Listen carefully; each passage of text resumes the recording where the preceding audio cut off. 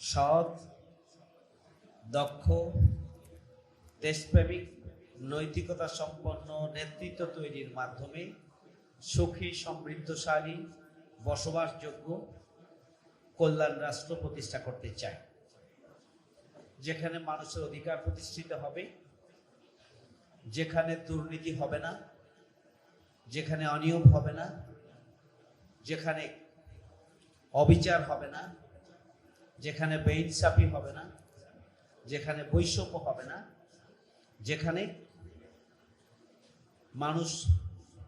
মানুষের প্রতি সম্মান, শ্রদ্ধা এবং ভালোবাসার একটা ভ্রাতৃত্বপূর্ণ, শুধুমাত্র কোনো ধর্মের নাম নয়। ইসলাম হচ্ছে একটি পরিপূর্ণ জীবন বিধানের নাম। Islam is the complete code of life.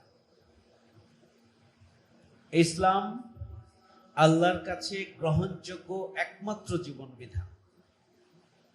আমি বলেছি একমাত্র জীবন বিধান। ইন্না দীনা ইনদাল্লাহিল ইসলাম।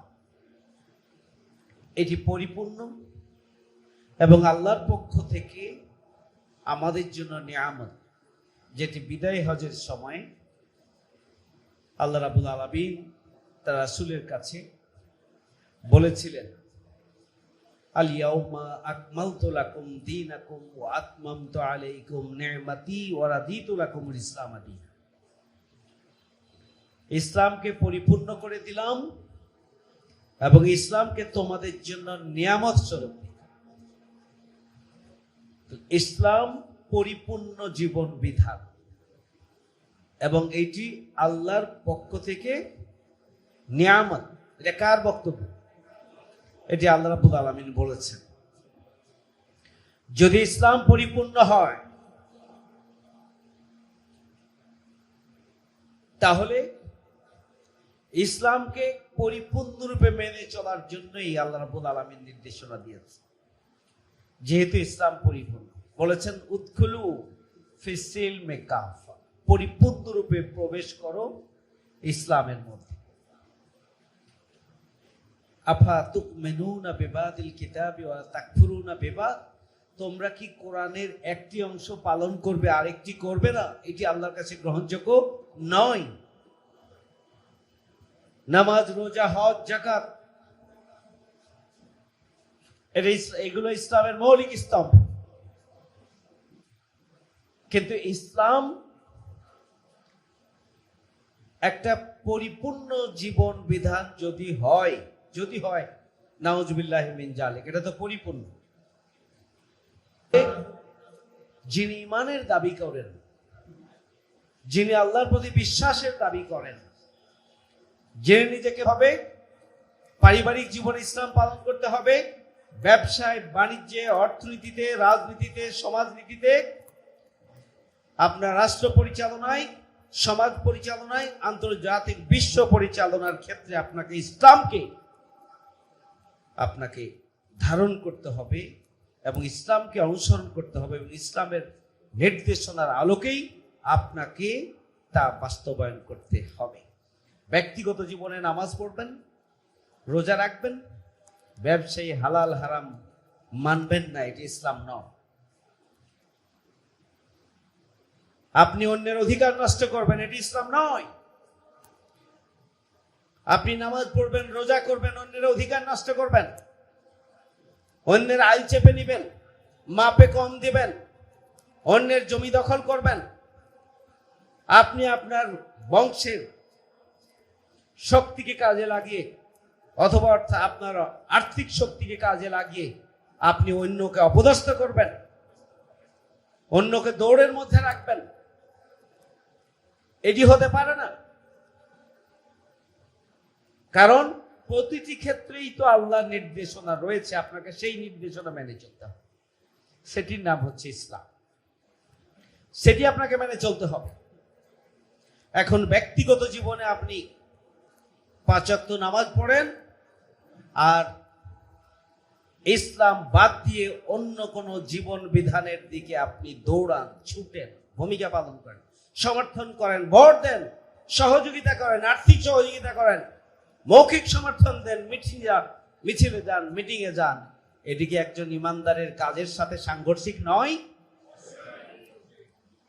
তাহলে আপনার ভূমিকা দিয়েই বোঝা যায় যে ইসলাম পরিপূর্ণ।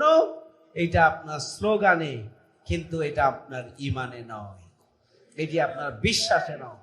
যদি বিশ্বাস থাকে যে ইসলাম পরিপূর্ণ, তাহলে কেন জাতীয়তাবাদের পিছনে ছুটতে হবে? কেন সমাজতন্ত্রের পিছনে ছুটতে হবে? কেন পুঁজিবাদের পিছনে ছুটতে হবে? কেন আপনাকে ধর্ম নিরপেক্ষতাবাদের পিছনে ছুটতে হবে? কেন সমাজতন্ত্রের পিছনে ছুটতে হবে? কোন সুযোগ। আপনাকে ইসলাম যেহেতু পরিপূর্ণ, সুতরাং ইসলামী জীবন বিধান প্রতিষ্ঠার জন্যই আপনাকে ভূমিকা পালন করতে হবে, এর বাইরে কোনো যাওয়ার সুযোগ নেই। আল্লাহ রাব্বুল আলামিন বলছেন, অমাই ইয়াবতাগি গায়রাল ইসলামে দীনান ফালা ইউকবালা মিনহু। ইসলাম ছাড়া অন্য কোন জীবন বিধান আল্লাহর কাছে গ্রহণযোগ্য নয়। যারা এটি করবেন, দুনিয়া এবং আখিরাতে তারা ক্ষতিগ্রস্তদের অন্তর্ভুক্ত হবে। এটা কার বক্তব্য? আল্লাহর। তাহলে ইসলাম যদি পরিপূর্ণ হয়, ধর্মে ইসলাম, কর্মেও ইসলাম থাকবে, অর্থনীতিতে ইসলাম, রাজনীতিতে ইসলাম থাকবে, সমাজ পরিচালনা ইসলাম, রাষ্ট্র পরিচালনা ইসলাম থাকবে, পরিবার পরিচালনা ইসলাম। আপনাকে আন্তর্জাতিক ক্ষেত্রে আপনার আন্তর্জাতিক পরিমণ্ডলের সমস্যার সমাধানেও আপনাকে ইসলামের দৃষ্টিভঙ্গিকে, গাইডলাইনকে আপনাকে ফলো করতে হবে। ইসলাম পরিপূর্ণ, আর তার গাইড বুক হচ্ছেন কি? আল কোরআন, যেটি রমজান মাসে নাজিল হওয়ার কথা আল্লাহ ঘোষণা দিয়েছেন। শাহর রমাদান আল্লাযী উনজিলা ফীহিল কুরআন হুদাল লিন-নাস ওয়া বায়্যিনাতিন মিনাল হুদা ওয়াল ফুরকান। এটা রমজান মাস, যে মাসে কোরআন নাজিল হয়েছে। কোরআন হচ্ছে সত্য মিথ্যার, কোরআন হচ্ছে আল্লাহর পক্ষ থেকে মানুষের জন্য হেদায়েত। হুদাল লিন-নাস ওয়া বায়্যিনাতিন মিনাল হুদা, এটি হচ্ছে সুস্পষ্ট নির্দেশনা, এর মধ্যে কোনো অস্পষ্টতা নেই। এবং এটি হচ্ছে আল ফুরকান, মানে সত্য এবং মিথ্যার পার্থক্য নির্দেশকার। কোনটা করা যাবে আর কোনটা যাবে না, কোনটা সত্য কোনটা অসত্য, কোনটা গ্রহণযোগ্য কোনটা অগ্রহণযোগ্য, কোনটা আইনানুগ কোনটা বেআইনি, কোনটা হালাল এবং কোনটা হারাম, সবটাই আল্লাহ পবিত্র কোরআনে দিয়ে দিয়েছেন। এটা মানুষের জন্য হুদা, হুদাল লিন-নাস, মানুষের জন্য গাইডলাইন। তাহলে যেখানে কোরআন আমাদের রয়েছে, সেই কোরআনের নির্দেশনার বাইরে মানব রচিত কোনো জীবন বিধানের নির্দেশনা, কোনো গাইড বুকের নির্দেশনা মেনে চলার কোনো সুযোগ, কোনো স্পেক্ট বা স্কোপ আমাদের নেই, কোনো সুযোগ। সম্মানিত সুধী মণ্ডলী, আল্লাহ রাব্বুল আলামিন রাসূল করিম সাল্লাল্লাহু আলাইহি ওয়াসাল্লামকে বিশ্ব মানবতার জন্য রহমত স্বরূপ পাঠিয়েছেন, রাহমাতুল লিল আলামিন, প্রজ্বলিত আলোক বর্তিকা হিসাবে পাঠিয়েছেন, সিরাজাম মনিরা পাঠিয়েছেন, দাঈ ইলাল্লাহ হিসাবে পাঠিয়েছেন, আল্লাহর পথে আহ্বানকারী হিসাবে পাঠিয়েছেন, আপনাকে সুসংবাদ দানকারী হিসাবে পাঠিয়েছেন। আল্লাহ রাসূল সাল্লাল্লাহু আলাইহি ওয়াসাল্লামকে সতর্ককারী হিসাবে। ইয়া আইয়ুহার রাসূল, ইয়া আইয়ুহান নাবিয়্যু, ইন্না আরসালনাকা শাহিদাও ওয়া মুবাশশিরাও ওয়া নাযীরা ওয়া দাঈয়ান ইলাল্লাহি বিইজনিহি ওয়া সিরাজাম মুনীরা। এবং আল্লাহ রাসূল সাল্লাল্লাহু আলাইহি ওয়াসাল্লামের ব্যাপারে আল্লাহ রাব্বুল আলামিন বলেছেন, লাকাদ কানা লাকুম ফি রাসূলিল্লাহি উসওয়াতুন হাসানাহ। রাসূলের জীবনে রয়েছে তোমাদের জন্য সুন্দরতম আদর্শ। সর্বোত্তম আদর্শ রাসূলের জীবনে রয়েছে। তাহলে একজন মানুষ যেখানে তার হাতে কোরআন আছে, তার কাছে ইসলামের নির্দেশনা আছে, আল্লাহ রাসূলের আদর্শ রয়েছে, যে আদর্শকে বিশ্ব মানবতার জন্য সর্বোত্তম আদর্শ হিসাবে আল্লাহ রাব্বুল আলামিন বলেছেন, সেই আদর্শ থাকার পর রাসূলের আদর্শকে বাদ দিয়ে মানব রচিত কোন আদর্শকে আমাদের গ্রহণ করার কোন সুযোগ আছে কি? এটি ইমানের সাথে সাংঘর্ষিক, অথচ এটা আমরা করছি, প্রতিনিয়ত করছি, আমরা সব সময় করছি আমরা এবং করে আসছি। আমাদেরকে খুব গভীরভাবে চিন্তা এবং বিশ্লেষণ করতে হবে, গভীরভাবে আমাদের অনুধাবন করতে হবে এবং আমাদের করণীয় নির্ধারণ করতে হবে। আমরা বলে থাকি ইসলামের রাজনীতি আছে আর নাই সে প্রসঙ্গ। আল্লাহ রাসূল সাল্লাল্লাহু আলাইহি ওয়াসাল্লাম মদিনায় দাওয়াতি কার্যক্রম করলেন, মদিনার জনগণ স্বতঃস্ফূর্তভাবে ইসলামকে গ্রহণ করলেন না। আল্লাহর নির্দেশনায় তিনি মক্কায় তিনি দাওয়াতি কার্যক্রম করলেন, মক্কার জনগণ স্বতঃস্ফূর্তভাবে ইসলাম গ্রহণ করলেন না এবং তিনি আল্লাহর নির্দেশে হিজরত করে মদিনায় গেলেন, সেখানকার জনগণ স্বতঃস্ফূর্তভাবে তাকে সমর্থন করলেন এবং সেখানে সকলের সমর্থন সহযোগিতা নিয়ে তিনি একটা ইসলামী স্টেট, রাষ্ট্র তিনি কায়েম করলেন, যে রাষ্ট্রে আজকের পৃথিবীর কাছে সেই রাষ্ট্র সোনালী যুগ হিসাবে পরিচিত। তাহলে রাসূল সাল্লাল্লাহু আলাইহি ওয়াসাল্লাম একটা রাষ্ট্রের প্রধান হিসাবে দায়িত্ব পালন করলেন, রাষ্ট্র প্রতিষ্ঠার জন্য ভূমিকা পালন করলেন, রাষ্ট্র পরিচালনা করলেন এবং রাষ্ট্রের বিভিন্ন ডিপার্টমেন্টকে সমন্বয় করে একটা সুখী সমৃদ্ধশালী বসবাসযোগ্য গোটা পৃথিবীর কাছে সোনালী যুগের ইতিহাস সৃষ্টি করলেন, যে রাসূল করিম সাল্লাল্লাহু আলাইহি ওয়াসাল্লামের নেতৃত্বে হলো। আজকে কিছু জ্ঞান আছে তাদের, কিন্তু যদি এই কথা স্বীকার করে নেয় তাহলে তো তাদের রাজনীতি আর থাকে না, যার কারণে তারা ইসলাম নিয়ে, ইসলামের রাজনীতি আছে কিনা এই প্রশ্ন তুলে দিয়েছে। এই প্রশ্ন অবান্তর প্রশ্ন। আল্লাহ রাসূল সাল্লাল্লাহু আলাইহি ওয়াসাল্লাম নিজেই রাষ্ট্র প্রতিষ্ঠা করলেন এবং রাষ্ট্র পরিচালনা করলেন। তাহলে প্রতিষ্ঠা এবং পরিচালনার সাথে যে সমস্ত কার্যক্রম, সেটাই তো রাজনীতি। রাজনীতি হচ্ছে সরকার পরিচালনার নীতি, রাজনীতি হচ্ছে রাষ্ট্র পরিচালনার নীতি। তাহলে আল্লাহ রাসূল সাল্লাল্লাহু আলাইহি ওয়াসাল্লাম যেখানে নেতৃত্ব দিয়ে ইসলামী সমাজ এবং রাষ্ট্র প্রতিষ্ঠিত করার পরে তা পরিচালনা করে দেখালেন, অথচ প্রশ্ন তোলা হচ্ছে ইসলামের রাজনীতি আছে কিনা। আচ্ছা বলেন তো, ইসলাম নিয়ে, ধর্ম নিয়ে ব্যবসা কারা করে? যারা ভোটের সময় মাথায় টুপি পরে, যারা শুধু কোন রকমের জুমার নামাজ পড়ে শুধুমাত্র জনগণকে দেখানোর জন্য, যারা ব্যক্তিগত জীবনে, পারিবারিক জীবনে ইসলাম মেনে চলে না, যারা জনগণকে প্রতারিত করার জন্য, ইসলামকে বিশ্বাসের বাইরে কাজে লাগানোর জন্য তারা ভূমিকা পালন করে, মূলত তারাই ধর্ম নিয়ে ব্যবসা করে। কারণ ধর্মকে প্রতিষ্ঠিত করা, ধর্মকে অনুসরণ করা, ধর্মকে মেনে চলা এবং ধর্মের সামগ্রিক দিককে বিশ্বাসে, চেতনায় এবং ভূমিকার মাধ্যমে প্রতিষ্ঠিত করার জন্য যে প্রচেষ্টা, সেটি হচ্ছে ইসলামী আন্দোলন।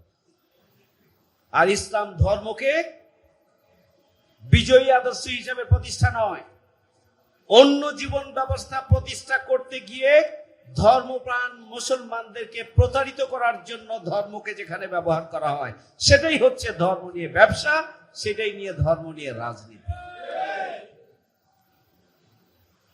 আজকে আপনারা খেয়াল করেছেন, ইসলাম যে একটি পূর্ণাঙ্গ জীবন বিধান, এটি যত বেশি মানুষের কাছে উপস্থাপিত হচ্ছে, যত মানুষ এটি বেশি জানছে, যত বেশি অনুধাবন করছে, ততই বেশি আমরা লক্ষ্য করছি যে ইসলামের প্রতি মানুষের আগ্রহ, ভালোবাসা, জামাত ইসলামের প্রতি মানুষের আগ্রহ এবং ভালোবাসার জায়গা উত্তরোত্তর বৃদ্ধি পাচ্ছে। কারণ জামাত ইসলামী বাংলাদেশ ধর্ম নিয়ে ব্যবসা করে না। জামাত ইসলামী বাংলাদেশ ইসলামী সমাজ প্রতিষ্ঠার আন্দোলন করছে। সুতরাং ইসলামকে বিজয় আদর্শ হিসেবে প্রতিষ্ঠার জন্য যা করণীয়, ঈমানের দাবি বিবেচনা করে সেই কার্যক্রমগুলো পরিচালনা করে থাকে। আল্লাহ রাব্বুল আলামিন বলেছেন, ওয়াতাসিমু বিহাবলিল্লাহি জামিআন ওয়া লা তাফাররাকু, আল্লাহর রজ্জুকে ঐক্যবদ্ধভাবে ধারণ করো, পরস্পর বিচ্ছিন্ন হয়। তাহলে আল্লাহর দ্বীনকে ঐক্যবদ্ধভাবে প্রতিষ্ঠিত করার জন্য সংগঠিত হওয়ার যে কাজ, সেটিকে বলা হয় একটা ইসলামী সংগঠনের কাজ বা তৎপরতা। তাহলে এটি তো আল্লাহর নির্দেশনা, ওয়াতাসিমু বিহাবলিল্লাহি জামিআন ওয়া লা তাফাররাকু, তোমরা আল্লাহর রজ্জুকে, ইসলামকে ঐক্যবদ্ধভাবে ধারণ করো, পরস্পর বিচ্ছিন্ন হয়েও না। তাহলে সংগঠিত হওয়া, ঐক্যবদ্ধ থাকা, একত্রিত হয়ে ইসলামকে আঁকড়ে ধরা, এই যে সংগঠিত অবস্থা, এটি হচ্ছে সংগঠন। বাংলাদেশ জামাত ইসলামী সেই সংগঠনের নাম। বলেছেন, তোমাদের মধ্যে এমন একটা দল থাকতেই হবে যারা মানুষকে সৎ কাজের আদেশ দেবে এবং অসৎ কাজ থেকে বিরত রাখবে।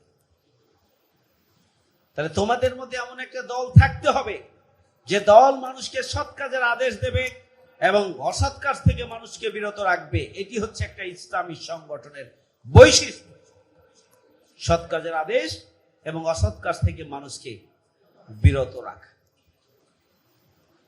এবং মানুষের কল্যাণমূলক কাজ তারা পরিচালনা করবে।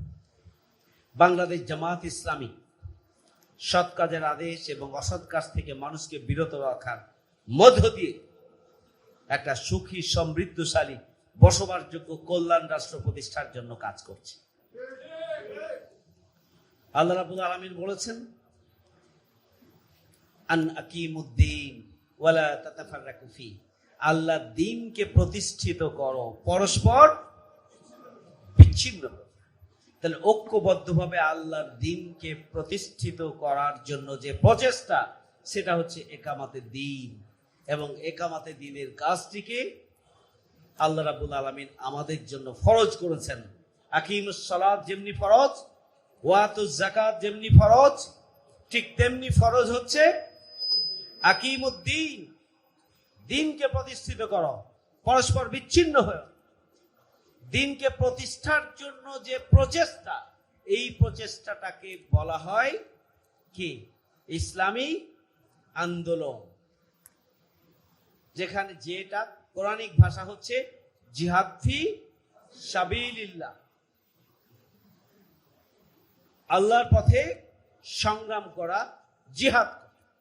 জিহাদের অর্থ হচ্ছে সর্বাত্মক প্রচেষ্টা, হচ্ছে জিহাদের অর্থ।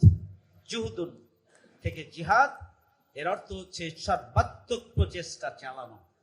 তাহলে দ্বীনকে প্রতিষ্ঠার জন্য, ইসলামকে প্রতিষ্ঠার জন্য, কোরআনের সমাজকে প্রতিষ্ঠার জন্য আপনি যখন সংগঠিত হবেন, সেটি হবে সংগঠন। আর যখন আপনি সংগঠিত হয়ে দ্বীন প্রতিষ্ঠার জন্য বহুবিধ কার্যক্রম বাস্তবায়নের আপনি ভূমিকা পালন করবেন, তৎপরতা প্রদর্শন করবেন, কর্মসূচি পালন করবেন, তখন এই সকল কর্মসূচিকে বলা হয়, প্রচেষ্টাকে বলা হয়, ভূমিকাকে এবং তৎপরতাকে বলা হয় জিহাদ ফি সাবিলিল্লাহ।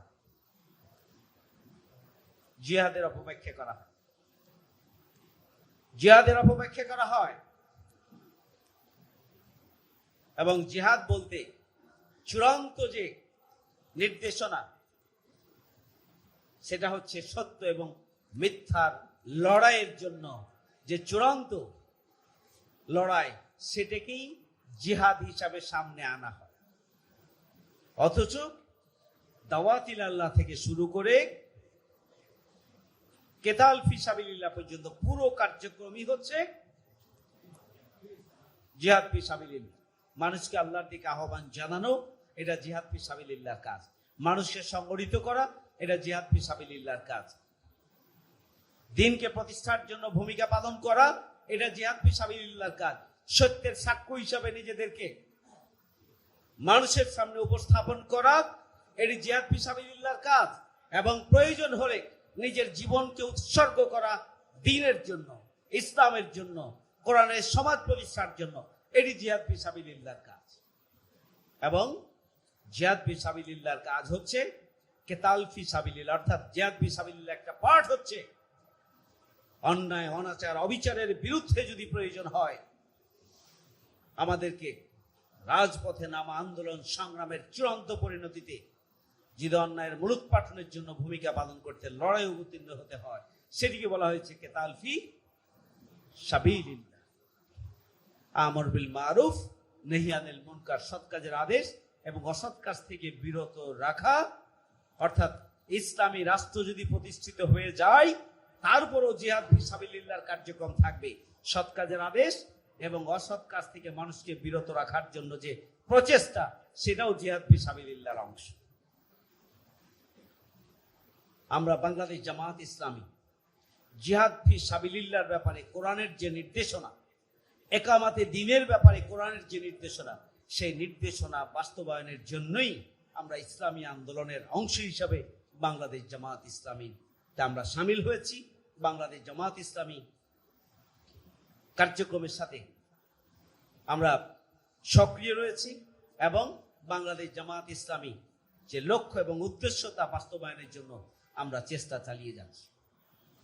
আল্লাহ রাব্বুল আলামিন যেমনি ভাবে বলেছেন, আন আকিমুদ্দিন ওয়ালা তাতাফাররাকু ফি, দ্বীনকে প্রতিষ্ঠিত করো, পরস্পর বিচ্ছিন্ন হয়েও না। ঐক্যবদ্ধভাবে দ্বীনকে প্রতিষ্ঠিত করাকে ফরজ করে দিয়েছেন আল্লাহ। আবার এই কাজটিকে হক আদায় করে করার জন্য বলেছেন ওয়াজাহিদু ফিল্লাহি হাক্কা জিহাদ। তাহলে হক আদায় করে জিহাদ ফি সাবিলিল্লাহর কাজ করতে হবে।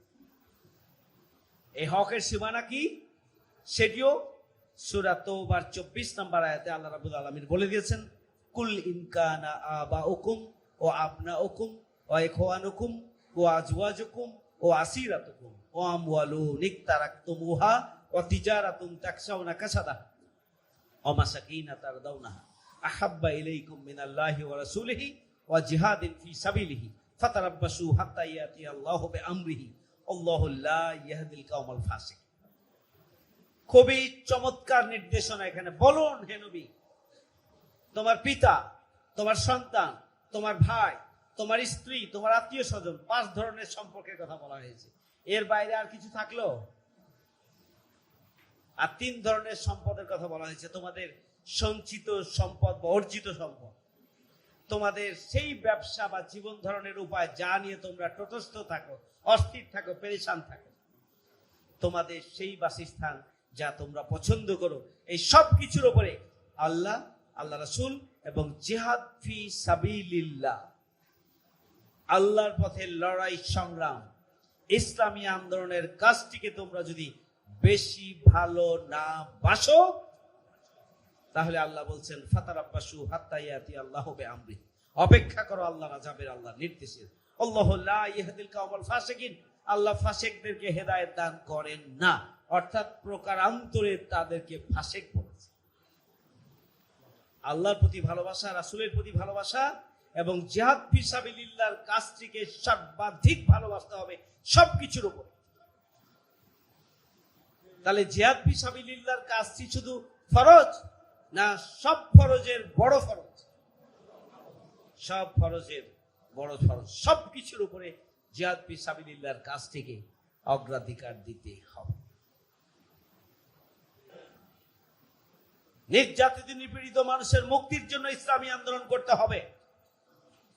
আল্লাহ রাব্বুল আলামিন বলছেন, ওমা লাকুম লা তুকাতিলুনা ফি সাবিলিল্লাহি ওয়াল মুস্তাদআফিনা মিনার রিজালি ওয়ান নিসাই ওয়াল বিলদানিল লাযিনা ইয়াকুলুনা রাব্বানা আখরিজনা মিন হাযিহিল কারিয়াতি যালিমি আহলুহা ওয়াজআল লানা মিন লাদুনকা ওয়ালিয়্যান ওয়াজআল লানা মিন লাদুনকা নাসীরা। কেন সংগ্রাম করছো না?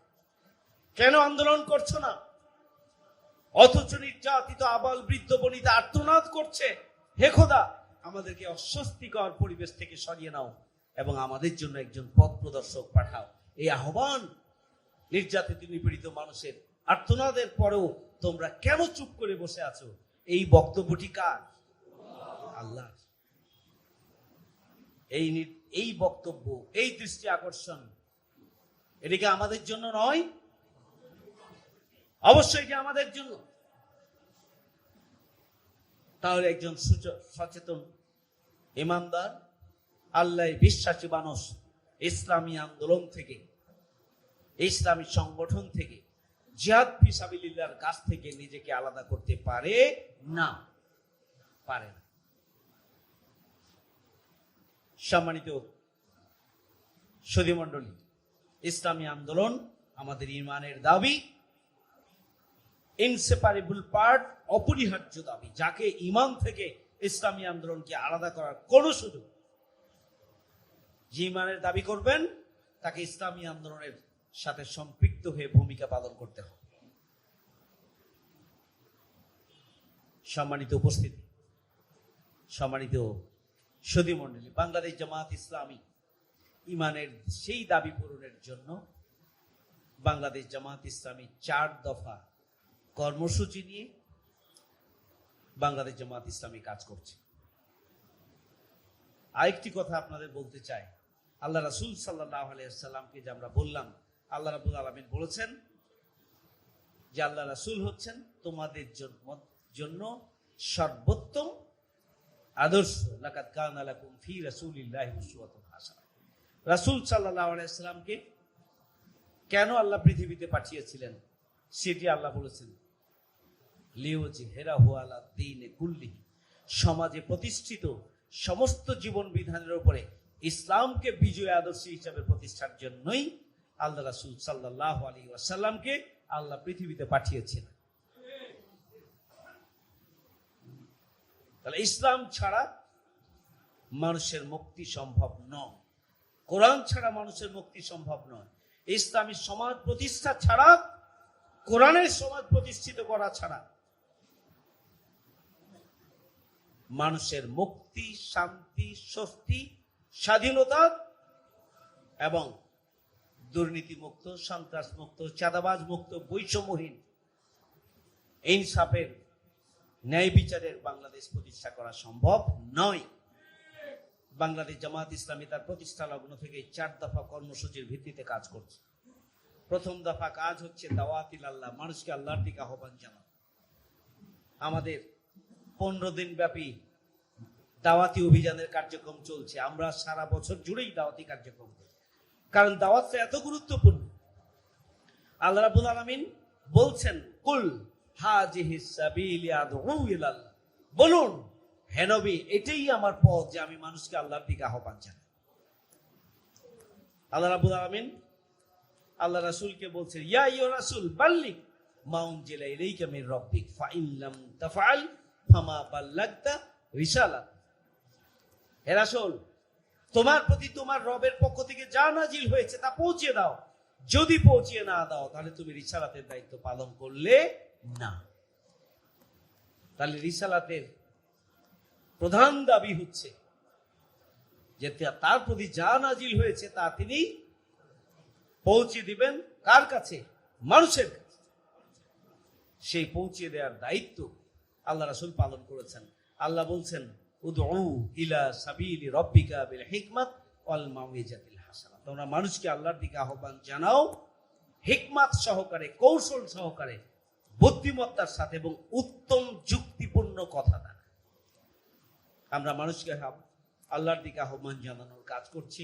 যারা এই আহ্বানে সাড়া দেবেন তাদেরকে আমরা ওয়াতাসিমু বিহাবলিল্লাহি জামিআ ওয়ালা তাফাররাকু, আল্লাহর রজ্জুকে ঐক্যবদ্ধভাবে ধারণ করো, পরস্পর বিচ্ছিন্ন হয় না। অর্থাৎ আমরা যারা আমাদের দাওয়াত গ্রহণ করে, ইসলামের দাওয়াত, জামাত ইসলামের আলাদা কোনো দাওয়াত নেই। জামাত ইসলামের দাওয়াত হচ্ছে ইসলামকে ব্যক্তিগত, পারিবারিক, সামাজিক জীবনের সকল ক্ষেত্রে পূর্ণাঙ্গ রূপে মেনে নেওয়ার দাওয়াতই হচ্ছে জামাত ইসলামীর পক্ষ থেকে দেওয়া হচ্ছে। এটি ইসলামের দাওয়াত, এটি কোরআনের আহ্বান, এটি আল্লাহর আহ্বান। যারা এই আহ্বানে সাড়া দিবেন তাদেরকে সংগঠিত করা এবং সংগঠিত যারা হবেন তাদেরকে প্রশিক্ষণ দিয়ে সৎ, দক্ষ, যোগ্য, দেশপ্রেমিক নাগরিক হিসাবে, নৈতিকতা সমৃদ্ধ নাগরিক হিসাবে তাদেরকে গড়ে তোলা। আপনাদের কষ্ট হচ্ছে? দেশপ্রেমিক নাগরিক হিসাবে তাদেরকে গড়ে তোলা, নৈতিকতা সম্পন্ন নাগরিক হিসাবে তাদেরকে গড়ে তোলা। কারণ যদি সমাজের পরিবর্তন চান তাহলে আপনাকে ব্যক্তির পরিবর্তন প্রয়োজন। ইন্নাল্লাহা লা ইউগাইয়িরু মা বিকাউমিন হাত্তা ইউগাইয়িরু মা বিআনফুসিহিম। কোন জাতির ভাগ্যের পরিবর্তন ততক্ষণ পর্যন্ত সম্ভব নয় যতক্ষণ পর্যন্ত ওই জাতির মানুষগুলো তাদের নিজেদের কোয়ালিটি, চরিত্র, বৈশিষ্ট্যের পরিবর্তন সাধন না করে। তাহলে আজকের বাংলাদেশের যে চ্যালেঞ্জ, দুর্নীতি, সন্ত্রাস, চাঁদাবাজি, লুটপাট, মানুষের অধিকার নষ্ট করা, যার যে অধিকার সে অধিকার না দেওয়া, অবিচার, বেইনসাফি, এই তো মোটা দাগে বাংলাদেশের বড় বড় চ্যালেঞ্জ। মোটা দাগে কয়টা না? এখন আপনি দায়িত্বে গেলেন, যদি আপনার মধ্যে আল্লাহর ভয় না থাকে আর রাষ্ট্রের ভয় না থাকে তাহলে আপনি দুর্নীতি করবেন, এটাই স্বাভাবিক। আপনি অনিয়ম করবেন, আপনি চাঁদাবাজি করবেন, আপনি টেন্ডারবাজি করবেন, আপনি মানুষের অধিকার নষ্ট করবেন, হক নষ্ট করবেন, আপনি স্বজনপ্রীতি করবেন, আপনি আপনার সম্পদের পাহাড় গড়বেন, আর অন্য ফকির হলো না, গরিব হলো না, মরলো না, বাঁচলো, তাই নিয়ে আপনার মাথা ব্যথা থাকবে না। জামাত ইসলামী বাংলাদেশ তার প্রতিষ্ঠা লগ্ন থেকে এমন মানুষ তৈরি করছে যে মানুষগুলো সমাজ এবং রাষ্ট্রের বিভিন্ন জায়গায় যদি তাদেরকে বসানো হয় তাহলে তাদের মধ্যে আল্লাহর ভয় এমন ভাবে কাজ করবে যে ভয়ের কারণে ভীত সন্ত্রস্ত হয়ে মানুষের অধিকার নষ্ট করবেন না, অন্যায় করবে না, চুরি করবে না, ডাকাতি করবে না, অন্যের অধিকার নষ্ট করবে না, সন্ত্রাস করবে না, চাঁদাবাজি করবে না, এবং করতে পারে না। কারণ দুনিয়ার কোনো কিছুকে সে ভয় পায় না, সে ভয় পায় কাকে? আল্লাহকে। যদি ইসলামী সমাজ প্রতিষ্ঠিত না হয় তাহলে একজন মানুষের পূর্ণাঙ্গ ইমানদারিত্বের সাথে বেঁচে থাকা অসম্ভব। কিন্তু যদি একজন ব্যক্তির মধ্যে তাকওয়ার গুণ তৈরি হয়, নৈতিকতার গুণ তৈরি হয়, মৌলিক মানবীয় গুণাবলী যদি তার মধ্যে তৈরি করা যায়, কোরআন এবং হাদিসের আল্লাহ প্রদত্ত নির্দেশনাগুলোকে মেনে চলার মানসিকতা যদি তাদেরকে তৈরি করার জন্য প্রশিক্ষণ দেওয়া হয়, শিক্ষা দেওয়া হয়, সিলেবাস দেওয়া হয়, পড়ানো হয়, ক্লাস নেওয়া হয়, তাহলে ওই ব্যক্তির মধ্যে একটা পরিবর্তন আসবে। এই ব্যক্তি তার চেষ্টাটার সর্বোচ্চটুকু করবে সমাজে শান্তি প্রতিষ্ঠার জন্য, অন্যায় অবিচার থেকে সমাজের মানুষগুলোকে সুরক্ষার জন্য, অধিকার সুরক্ষার জন্য ভূমিকা পালন করবে সেই মানুষটি। বাংলাদেশ জামাত ইসলামী এই জন্য লোক তৈরির কাজ করছে। বাংলাদেশ জামাত ইসলামী হচ্ছে সৎ, দক্ষ, যোগ্য, দুর্নীতিমুক্ত মানুষ তৈরির কারখানা।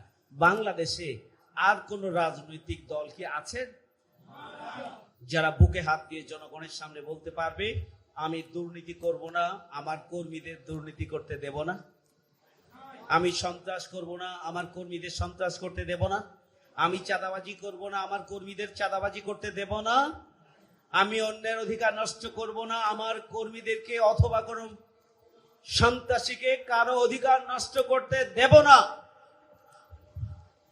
এই দুঃসাহস নিয়ে মানুষের সামনে কথা বলার শক্তি কারণ এই প্রশিক্ষণ তাদের নেই।